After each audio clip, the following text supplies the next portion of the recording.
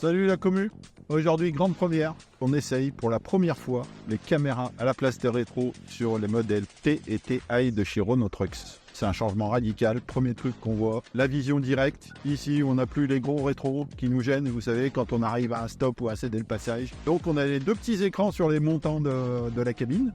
Un premier écran de 12 pouces, un écran un peu plus grand sur le côté droit qui fait 15 pouces.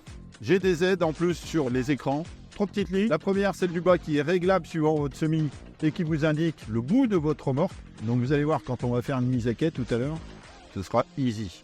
Et le côté magique, c'est quand vous prenez un virage, ici, ça suit l'arrière de la SMI automatiquement. Dès que vous allez tourner le volant, vous verrez toujours l'arrière de votre SMI. Et ça aussi, en termes de sécurité, passage des ronds-points sur les zones un peu serrées où vous avez des obstacles, surtout sur le côté droit où des fois on a un peu du mal à voir. Là, génial. Manœuvre avec les caméras. Ici, une mise à quai avec un cassé côté passager.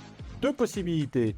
Soit j'utilise le joystick avec une petite impulsion à droite et ça m'élargit le champ de vision à l'arrière de la remorque. Deuxième possibilité, je dézoome l'image. La remorque est plus petite, mais par contre, ça a un intérêt, c'est que je vois la totalité de l'environnement à l'arrière de la remorque. Je vais faire la manœuvre en grand angle tant que ma remorque est cassée.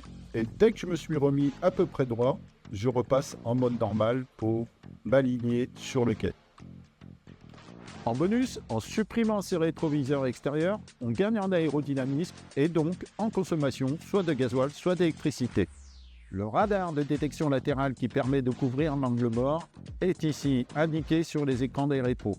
Vous voyez le cycliste sur le côté et tout de suite un petit pictogramme orange en bas à droite de l'écran qui s'affiche, nous indiquant qu'il y a un cycliste ou un pedestrian along the track. Soleil dans le dos et soleil sur l'écran. Malgré tout, on garde une vision parfaite et en plus, on n'est pas ébloui. Il est à peu près 2 h du matin, on sort du club. Deux modes de fonctionnement, le mode normal et le mode nuit, qui permet pendant les manœuvres, grâce aux caméras infrarouges, d'éclairer l'environnement du véhicule. Avec ce mode nuit, on y voit presque comme en plein jour. Après une bonne journée de travail, il est l'heure d'aller se coucher. Il suffit de tirer les rideaux. Le petit espace est prévu pour qu'on garde l'œil sur les écrans des caméras.